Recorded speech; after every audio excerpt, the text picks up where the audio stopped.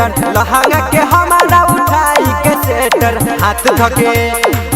धके वॉल्यूम बढ़ावे के सैया हम डीजे चलावे हाथ धके वॉल्यूम बढ़ावे के सैया हम डीजे चलावे आधी रात के चलावे जनरेटर लहंगा के हमारा उठाई के सेटर हाथ धके वॉल्यूम बढ़ावे के सैया हम डीजे चलावे हाथ धके वॉल्यूम बढ़ावे के सैया हम डीजे चलावे mix by DJ Kanchan Raj Muzaffarpur.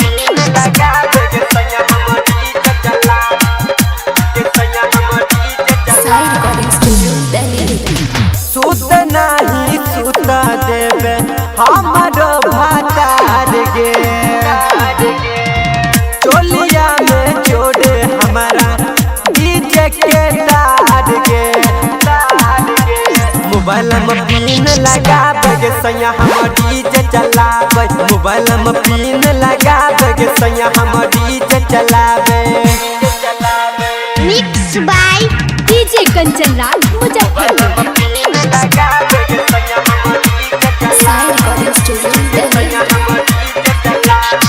बड़ भाग मिलल सखी सैया ऑपरेटर गे दिन रात गाना सुनावे रंज बेटर गे हाथ धके वॉल्यूम बढ़ावे के सैया हम डीजे चलावे हाथ धके वॉल्यूम बढ़ावे के सैया हम डीजे चलावे साई रिकॉर्डिंग स्टूडियो दिल्ली।